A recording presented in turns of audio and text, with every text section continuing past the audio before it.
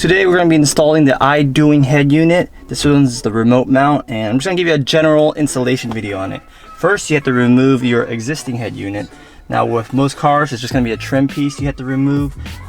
So in this case, this is just held by clips.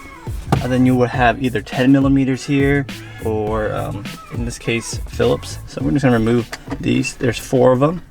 And you got one right here, and you got one right here, and one right here. And different cars have different kind of removal process, so just pay attention to your own car. But this is a universal kind of setup, so I'm gonna show you guys how it is in this car. I'm gonna place these screws somewhere safe so you can reuse them. Be very careful when you're removing this, and remove all the plugs. So once you remove that, you still have the brackets. You might want to have to reuse these, but we'll have to see. Now I'll get the new unit. Now I did an unboxing on this unit, so if you guys wanted to check that out, you can.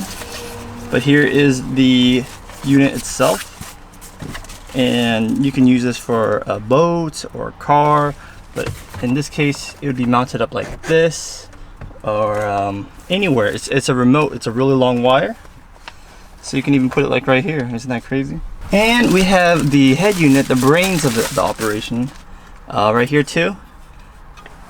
What's really cool is you can configure your plugs here. So if you didn't want to do wiring or anything, I got the specific Toyota one. This is a Subaru BRZ, but it's also Toyota 86 and FRS and all that. So it uses the Toyota plugs. And I'll show you that it's basically, because it uses OEM harnesses, it's going to be very plug and play. So we have a bunch of the OEM plugs right here. Ignore some of the other plugs I have. These were just aftermarket plugs. But in your case, it would be, you would get the head unit, of course, and then you would plug in the 10 pin and just plug everything in that matches. Now because you're using the OEM harness, there's not going to be a lot of clearance because it's like thinking it's the OEM. But look, it just fits perfectly. So yeah, so just plug in as many plugs that you think will fit. With Toyota, the main ones are the 10 pin and then the 6 pin. The 28 pin usually controls steering wheel wires. Very simple so far. Then we can plug in these additional wires right here. The main power connection, you don't have to wire everything, but I like to get the 10 pin or 6 pin, just the main power, so we can test everything. Now this is not mounted or anything. You can transfer those mounts, but again, this is a test fit. We want to make sure everything at least works. You can even put this in. You can kind of get a rough estimate on how the fitment might be. Like let's say if you want it like something like this, you can just get a good gauge on how the fitment would be. To plug in this one, there's a little notch right there, and it's an IDE cable, so it's really brings back the old PC days. All right, so then here you go. And you can mount this anywhere you want. I'm just gonna mount it right here, and we're gonna start the car up.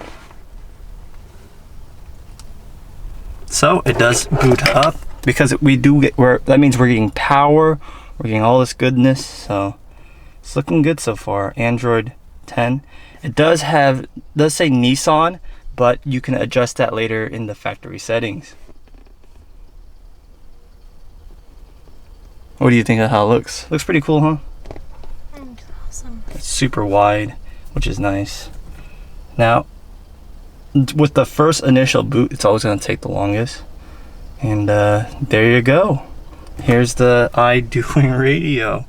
Now, great things about this: it does have GPS, it has Wi-Fi, Bluetooth, Apple Carplay wireless and wired.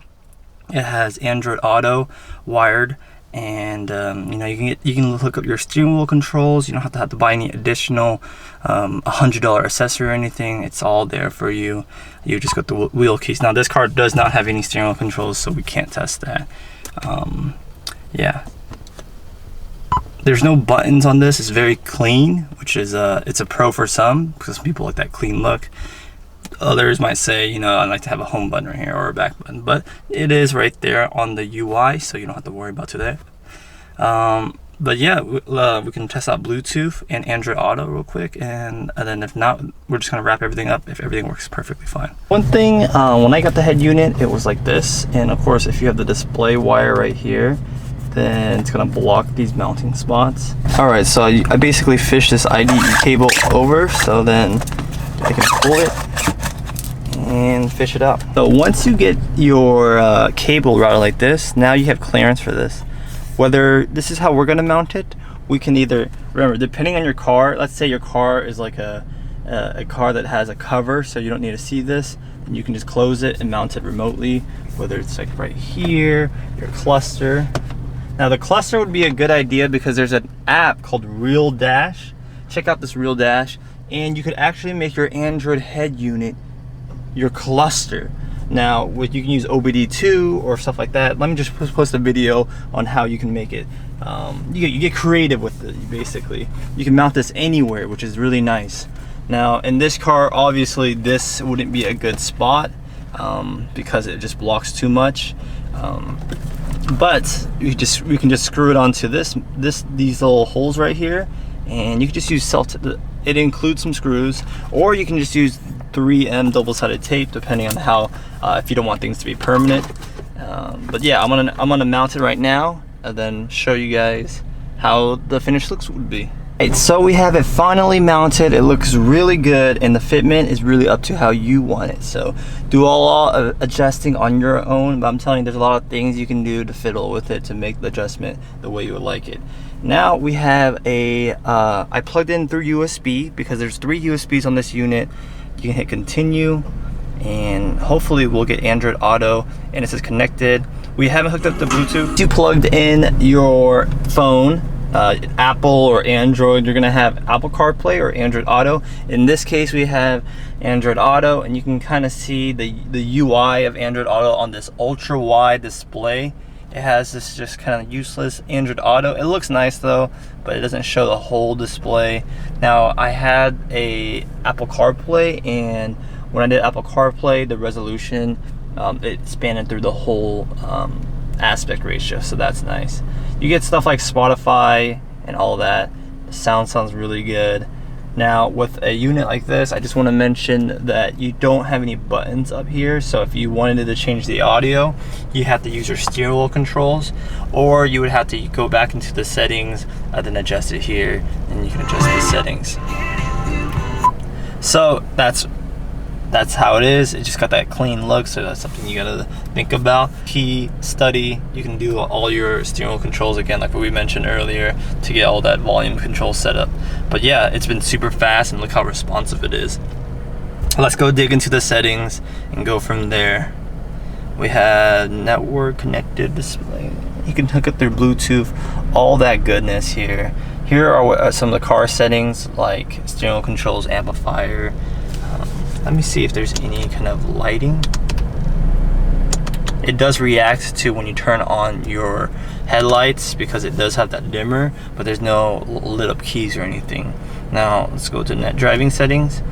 If you want to watch YouTube or Netflix while driving, you need to enable this. If not, leave it disabled. Extra settings. This is all like to save power. When you turn off your car, do you want it to sleep or so forth? You get 30 seconds or 5 minutes. Playing music, you can read these settings right here. Battery voltage is kind of important if you watch movies and stuff like that, so I'm gonna leave that on. Factory settings, boom. I don't know the code. Usually it's like 126. Let's see if that works. Nope. So you would have to look at the manual or contact them to see extra factory settings, but that's the way you can adjust your logo, your boot logo. Instead of saying Nissan, you can say Toyota, Lamborghini, or your own logo. It's super customizable. Now I want to look at the specifications. So about machine, this is rocking a 1280 by 480, so it's a 480 display, but it's ultra wide, so you do get more pixels vertically. I mean horizontally.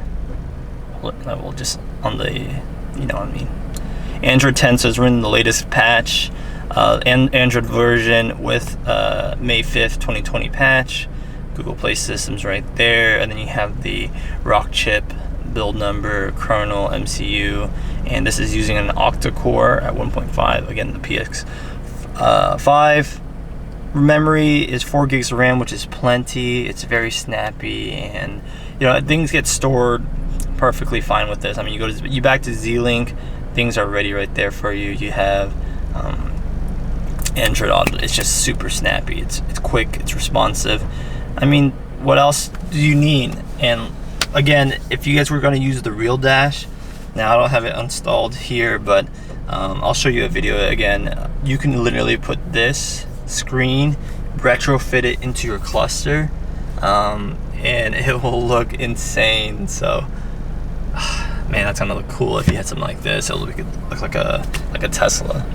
Anyways, if you guys were interested in buying this product, hit the description below, and don't forget to mash that like button. It means a lot for you guys to support this channel, and you know, just check out iDoing in general. They have a lot of cool products, and their customer service is top notch. See you guys. Peace.